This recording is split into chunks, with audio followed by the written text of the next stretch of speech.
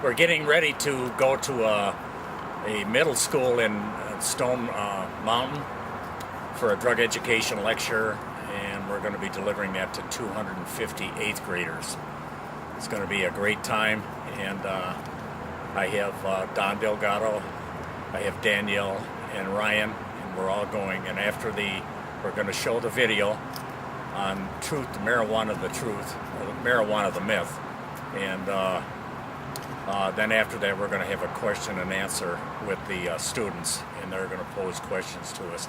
So it should be a great time. We're looking forward to having a lot of fun over there.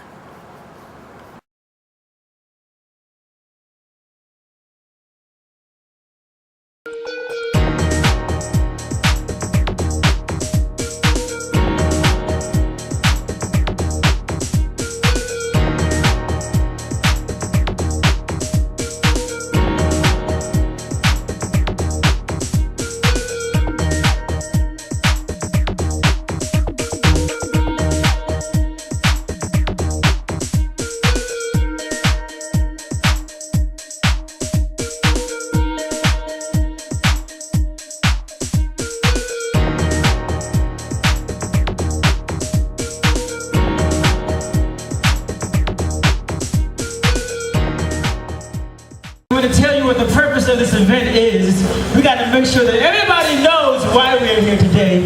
So y'all give it up for Gordy, everybody. This is Gordy from NARCONON. Come on, make some noise for Gordy.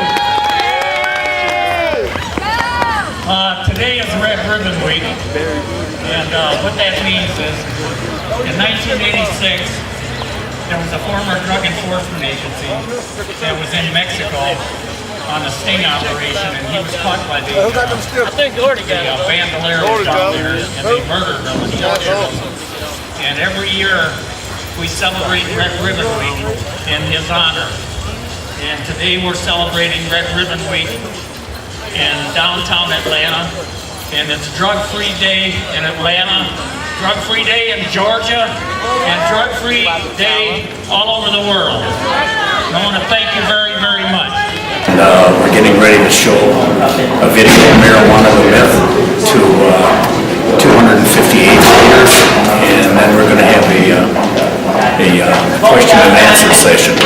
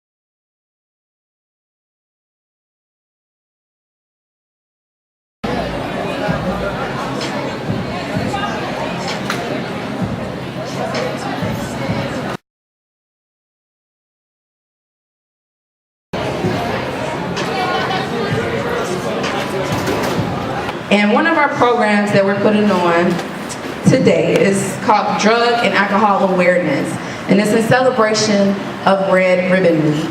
So I hope you all enjoyed the video that we played, Marijuana the Myth, and I'm going to allow our panelists to introduce themselves, and we'll get started. How y'all doing? My name is Gordy Winand, and I'm with Narconon, the drug education and drug rehab program. I've been with the program just a few years when it started in 1967. So you think that's a few years? 67, that's 42 years.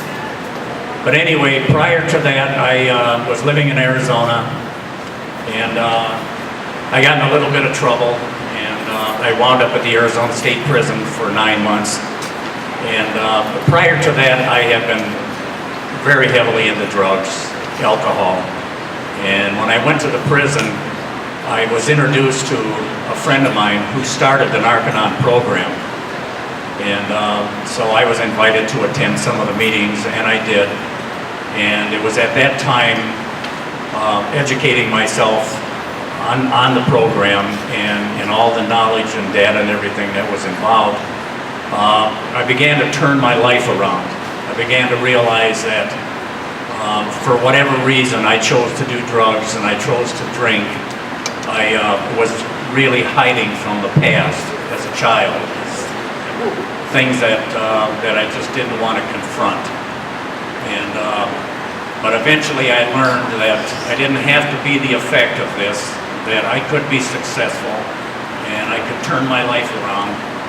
And one of the goals that I had at that point was I was going to make sure that I started helping other people, where I could give back the things that were given to me.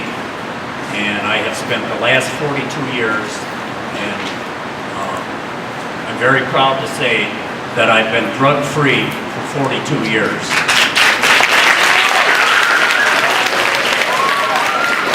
One of the most valuable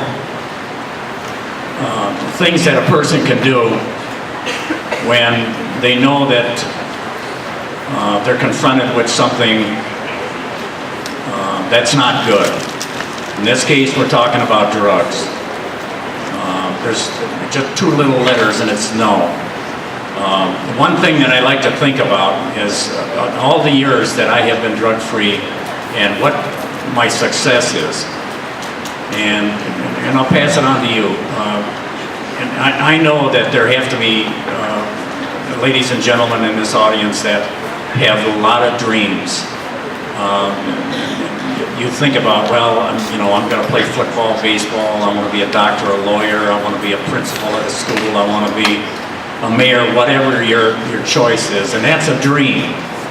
And in your mind, you constantly think about that. Well, it doesn't take long when you have someone that offers you the drug, or you're in a group, and then they start putting pressure on you. But the thing that I would say to be constantly aware of is that whatever your dreams may be, and more power to you, and go for it and accomplish it. But just remember that your dreams will be nothing if you get caught using drugs. You may overdose, you may get busted, you may wind up in prison. Somebody may say, hey, here, I want you to take this over, and the next thing you know, the police are knocking on your door. So I think what you have to do is you have to be constantly aware of yourself and your life, your family, everything. And just remember that, that I'm going to be somebody, I'm going to accomplish something, and nothing is or anybody's going to get in my way. And that's probably the best advice I could give you, is to just be aware of what you want out of life and what a great individual person you are, and you can do that.